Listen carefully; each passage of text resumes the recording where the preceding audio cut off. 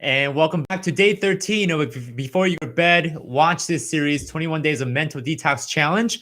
And I welcome you guys back. For those who are brand new watching this, welcome to this series where I'm going to spend 21 days, and we're on day 13, on really giving you guys the information on inspiration, motivation, positivity, optimistic information for you guys on YouTube here. This is one of my ways to combat some of the negativity that's happening, right? I like to call it information sludge, right?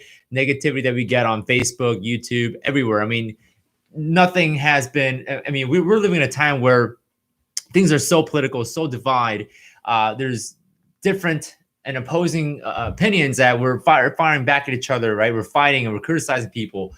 And there's a lot of negativity happening on social media in general. So one of the ways that I want to play in that role, play in that part, is combat some of those negativity by giving you guys positive, productive, and inspirational information through this 21 days of mental detox. So we're detoxing, right, our mind from some of the negativity that's been going around.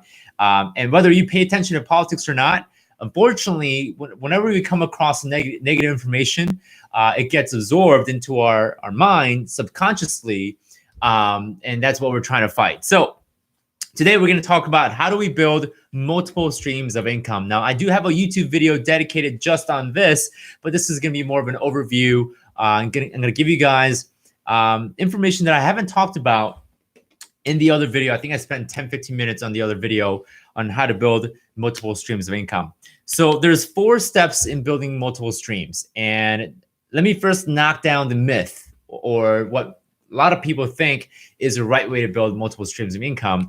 A lot of people think that in order to build multiple streams of income, you have to start like 10 different startups at once. And like you got to work on all 10 of them at once, which is completely untrue, right? Where down the road, when you start making money, when you start to have cash flow, you start to bring revenue, you got wealth, then yeah, you can handle 10 multiple streams of income, because all you're doing is just finding the people and paying them to do the work. But when you're just getting started out, when you're at zero income, right, when it comes to business, it's very important that we focus on one stream of income at a time, right? And this is where a lot of people struggle with is because they get distracted.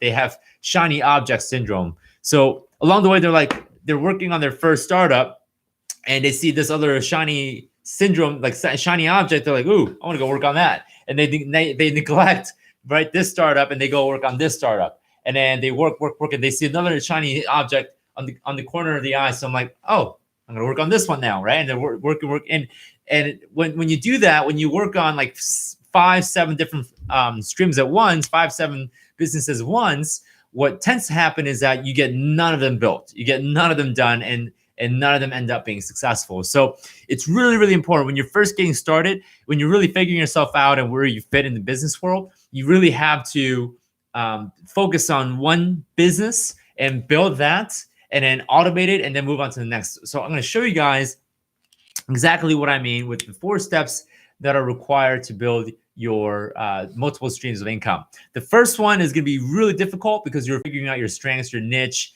your market, your industry, the process of building a business. Usually the second or third or fourth business, it's really easy to build because you kind of know what to expect and you know exactly how to build a system around some of those new businesses. So you're going to start to accelerate like as you go on and build businesses. I know a gentleman who owns and manages a private fund, and the dude can buy business like almost every month, right? He can just buy business, flip it, turn it around, right? And it's profiting. And the reason why he can do that is he's got, first of all, money as a resource, right? Money's on the side, and relationships is on his side too. So with money and relationship, he can buy relationships in time. You know, he can hire people, he can hire executives to do the work, and he's like a CEO, right? He just pans out the vision as to what needs to get done. So I'm gonna turn my microphone over because I'm gonna talk to you guys this way. So the first thing you got to do, there's 4 phases. Okay, there's build, or I'm sorry, it should be first. Create comes first. So first step is create, build, automate. Let me see if I can get this all in one screen. I know it can get.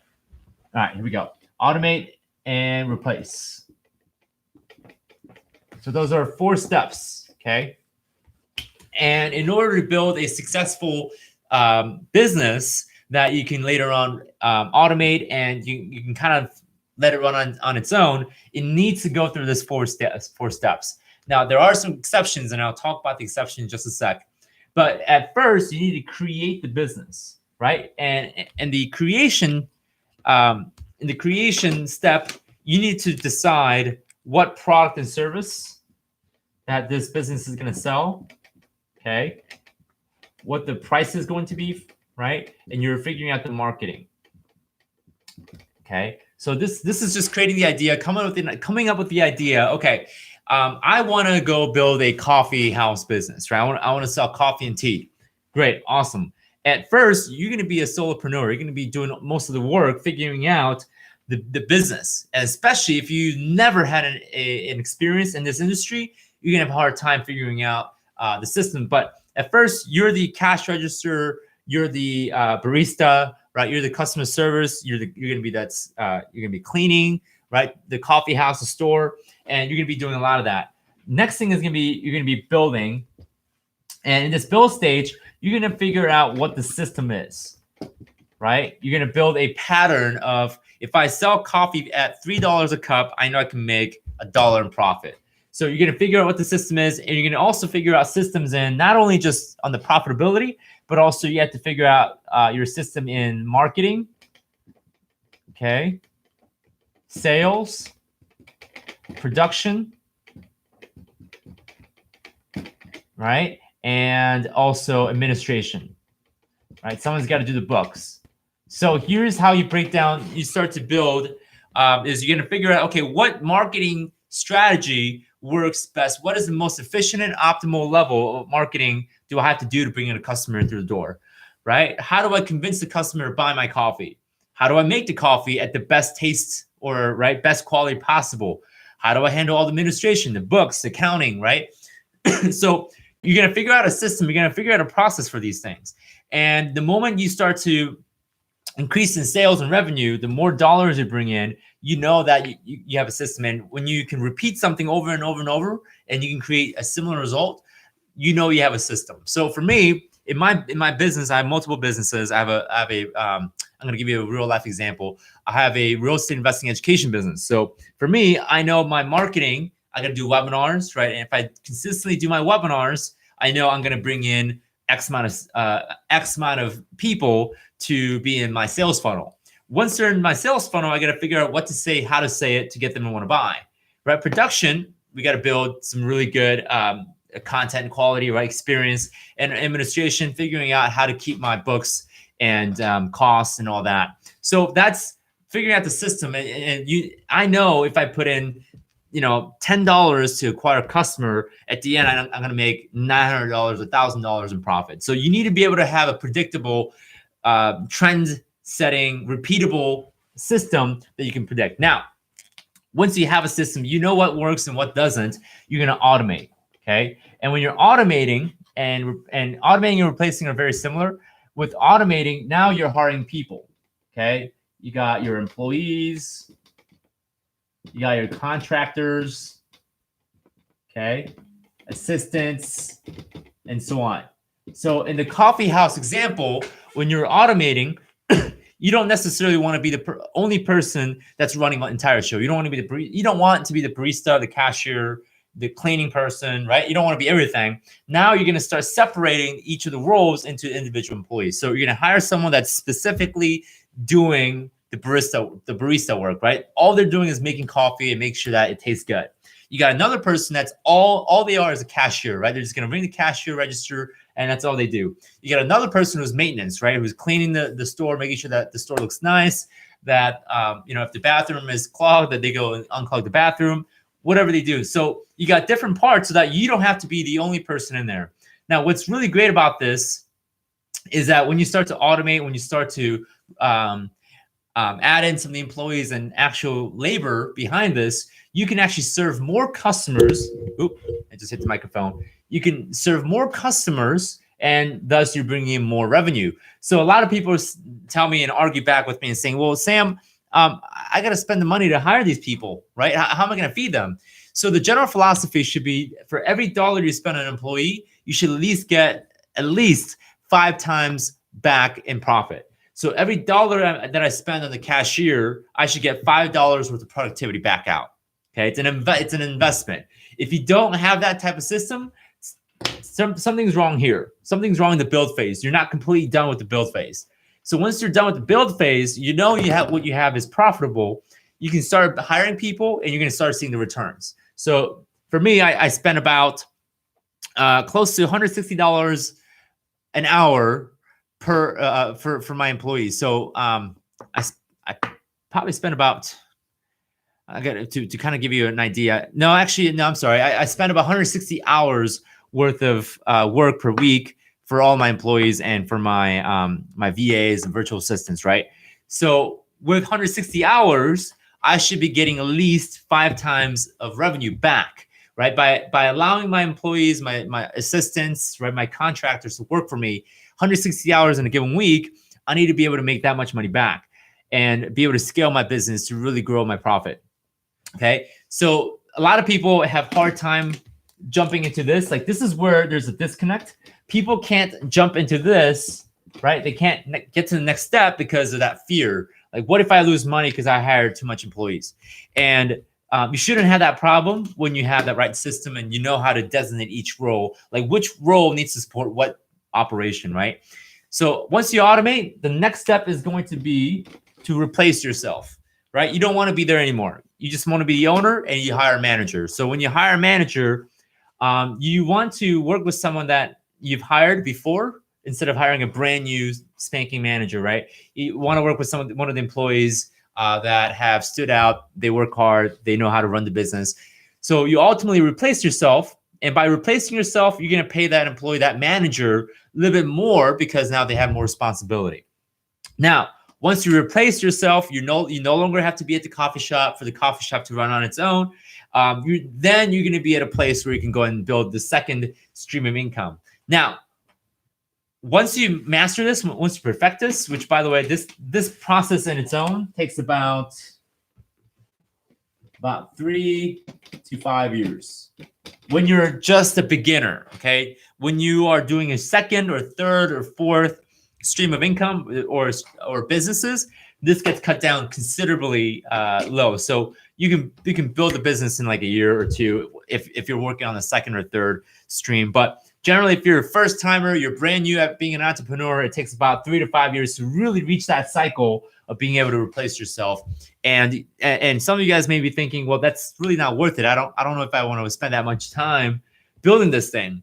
But you got to ask yourself, is that worth it? Better, is that better than having to work 40 years for someone else that's doing this, right? You either work for an entrepreneur or you are an entrepreneur. So you got to decide. Now, when you do scale to the next thing, when you do choose a second or third or fourth, fifth stream of income, what I recommend is that stick with your industry, right? Don't go from being a coffee shop owner to being an auto mechanic, okay? Because you have now you're going to be back at this 3 to 5 year cycle because you're starting all over to figure out what your industry is going to be. But if you go from being a coffee shop owner to, let's say, now you're selling smoothies, okay? Now you have a smoothie business. Okay, a little bit easier because you understand the general idea on selling, beverages through a retail method. Or you may start your own coffee farm, right? Because now instead of you having to buy other people's coffee, now you can produce your own coffee beans. Maybe you do that, right? And be a coffee distributor.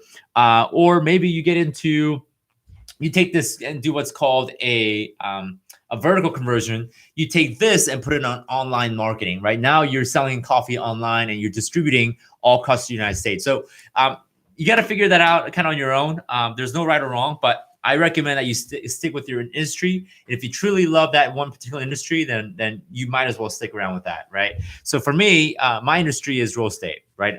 I started out doing real estate investing, then I'm doing real estate education, right? Real estate investing education. Now we're working on a real estate investing software, property management software. So everything that I do right now is all real estate related. I don't think I'll ever get out of real estate unless I'm confident that I can do something else. I have a ton of cash flow coming in. But if you can figure this out for your own current business right now, you automate and replace, because that's the hardest part for a lot of people because of fear. You'll have yourself multiple streams of income. Okay, and ideally you want to have 6 to 7 multiple streams of income, just as a safety and building that. What I like to call building the goose that lays the egg, right? Instead of having a basket or a nest full of eggs, you have a goose that lays multiple eggs, right? So that's what this is all about. So guys, I hope this helps with building multiple streams of income. I know I have a separate video that I've done this a while back, but I want to give you more of an update on, I guess a better explanation is what I'm going for. All right, guys, if you guys haven't already, please do subscribe to our YouTube channel. We're not just about real estate investing. We're going to be going into entrepreneurship, building your business. How do you recession-proof your business? So if there's a recession, if there's a market crash, how do we protect our business from those types of events and those types of market calamities? So please do subscribe, because we would love to have you come and watch some of our other videos that we're going to be providing lots of value on. And I don't know if you guys noticed, but today when I read the Wall Street Journal, Dow Jones fell like 500 points, I think, which it's been doing that quite a bit lately. So recession just might be around the corner. Who knows? So this is my method of creating multiple streams of income. Currently, I have, I think, 4 streams of income currently. I gotta go check and see, because I got YouTube, real estate education, real estate investing, and then I have a separate consulting business. So yeah, so I got 4 streams of income, building on the 5th right now. So after you go through the first stream of income, it gets easy. Again, guys, thank you so much. Give us that thumbs up if we deserved it. And please do subscribe, as we're going to provide you guys with more content. Tomorrow's day 14, so we're going to go and cover the concept of the one thing. So stick around. I will see you guys tomorrow. Take care.